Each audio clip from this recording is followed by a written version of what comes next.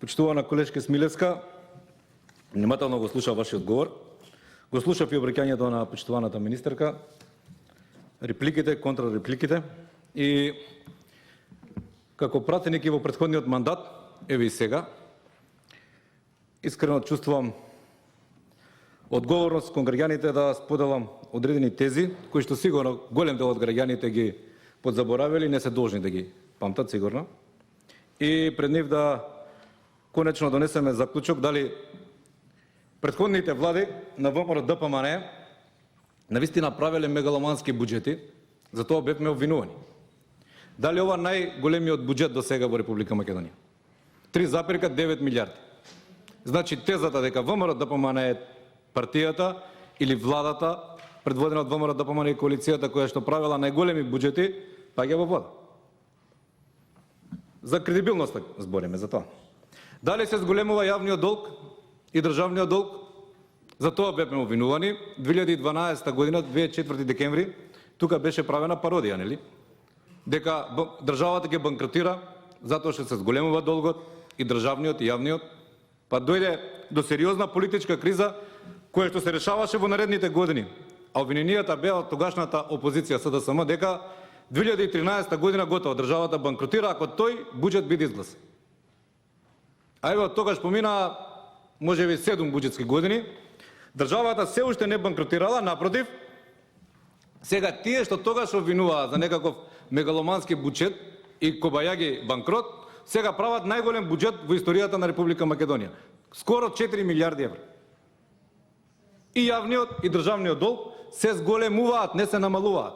Еве сега нема, нели, според вашата реторика Скопје 2014, нема жални врви, но долгот се зголемува. А нема ни нови автопатишта, нема магистрални патишта, освен оние што нормално беа започнати и средства обезбедени од буџетите од, нели, расипничкото во наводници владење на ВМРО ДПМН. Толку од кредибилноста на ова владеачка гарнитура што се однесува за буџетот и сите импликации од расправата или од трошењето на буџетските средства. 3,5, 3,6 раст на бруто домашниот производ. Па тоа е ништо. Тоа е исто како да нема раст. Тој раст е по, нели, природен пат и така натаму и така натаму. Тоа беа зборовите на моите колеги опозиционери до 2017 година. Еве сега вие проектирате раст на 3,9%, ММФ и Светска банка, која што многу ја цитиравте во вашиот говор, вели 3,5%. После 3 години владење во наводници кажано на ваква реформска влада. Значи, што може да заклучиме? Дека тие ваши дискусии биле само дискусии заради дискусии без никаква аргументација. Ветувавте најмалку 5% раст. Кога го направите? На крајот од 2017, на крајот од 2018, на крајот од 2019, дури оваа изборна 2020, а изборните години по природа за СДСМ се најдобри економски години, немате проектирано раст над 5%. 3,9% вие проектирате, а Светска банка и ММФ велат 3,5%. И сега нова флоскула, вложување во човечки капитал. Како вложувате во човечки капитал? Колешка Смилевска, вие самата рековте, ќе ја зголемите пензијата или ќе ги зголемите пензиите. Добро, навистина ова го мислите? Или со ова се согласуваат колегите пратеници од СДСМ и коалицијата? Ќе вложувате во зголемување на социјалната помош и ќе вложувате во зголемување на минимална плата. И така вие вложувате во човечки капитал. Ви зборуваше колегата Демовски за рибата и што значи да се помогне на човек, дали да му се даде риба да ја јаде или да му се каже како да лови риби, но да не се навраќаме на таа тема. Велите, или голем дел од вашата дискусија се задржавте на влогот во човечки капитал, осврнувајќи се на образованието, проектите во образование и така натаму, така натаму. Ние се наоѓаме пред изборна година. Ние се наоѓаме пред на 35-6 дена од формирање на техничка влада. Внимавајте, овој буџет нема да го троши, нема за него да биде одговорен само СДСМ, иако вие го проектирате. Ова е буџет кој што најмалку 3 месеци ќе го троши техничка влада, а јас сум убеден дека после 12 април нема сигурно дека оваа влада да се грижи и да ги троши парите од овој буџет. Но како и да е.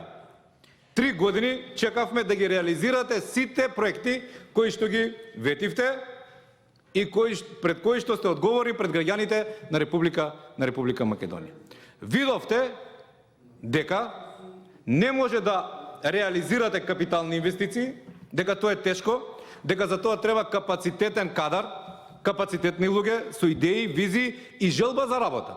Пак ќе ви кажам, затварањето во 16 часот на институциите на министерствата не иде заедно со реализација на капиталните инвестиции.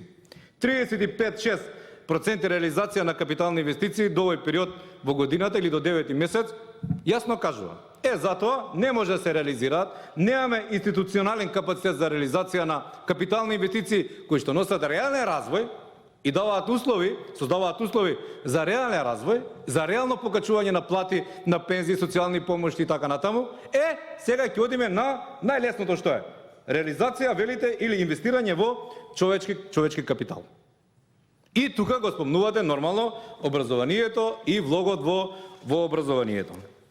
Ако планиравте само за оваа година 27 милиони евра за развој на образованието, а реализиравте 10, замислите импликативно што ќе се случи во 2020 година. И кој да ви верува на вашите тези, земајќи во предвид се она што ветивте, а што не остваривте. Вие можевте да вложувате во човечки капитал и во развој на образовниот сектор, и еве ќе ви кажам, добро вие кажавте во програмата, напишавте, но како и по обичај, не го остварувате. Вие зборувате за некаков надомест на младите од 3000 денари, па со тоа ќе ги задржите во Република Македонија, па тие тука ќе планираат семејства, па ќе учат, ќе се дообучуваат и така натаму и така натаму. Еве што ветивте. Гарантирана шанса за млади.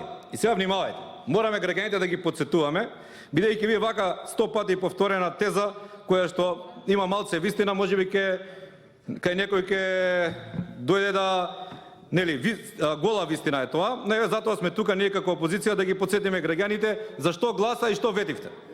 Велите во вашата програма План за живот.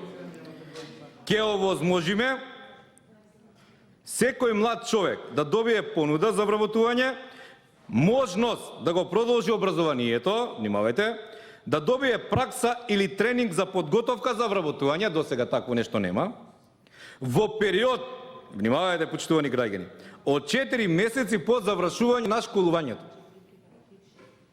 Јас се среќавам со млади луѓе, и вие сигурно се среќавате. Ваква понуда, баре во општината од каде што доаѓам аеродром и градот Скопје, никој не ми пријавил дека државата му понудила вработување или обука за вработување. Со ова овозможуваме активност на секој млад човек веднаш по завршувањето на високото образование и отвараме пат за нивен професионален развој. За професионален развој зборуваме. И едно многу битно ветување, за кое што јас ве гарантирам дека, и стојам позади оваа теза, огромен број наставници кои што само што го започнале својот работен век, односно се вработиле, ви поверуваа и го дадоа својот глас за вас. И вели вака, вие и ветивте тоа. Ќе ги зголемиме, тоест, платите на наставниците и професорите, со тоа што за 2 години, внимавајте, за 2 години, а вие формиравте владата средината на 2017 година, средината на 2019 веќе е минато. Значи, за 2 години ќе ја изедначиме почетничката наставничка плата со просечната плата во државата. Но не ја изедначивте. Напротив. Значи, за тоа ќе зборувам во мојот говор. Просечната плата, ако се согласуваме, тука министерката нека ме поправи, е 25.127 според последните податоци. Или плюс минус 100 денари. Најниската плата што наставниците еве ќе ја зема за октомвриска, наставник што ќе ја земе во македонското образование е околу 21.300, ќе ви кажам и зошто. Да, точно. 23.300 е почетничката плата, но вие ветивте, не го остваривте тоа, оној додаток за ментори, наставници на приправници, Пак им го одбивате на наставниците од 10% и доаѓаме до оваа бројка. Значи, исплатената плата е толку минимална на наставник, зборувам во образование, колку што ви велам. Едно сериозно предизборно ветување не го исполнивте. Нити првото, нити второто.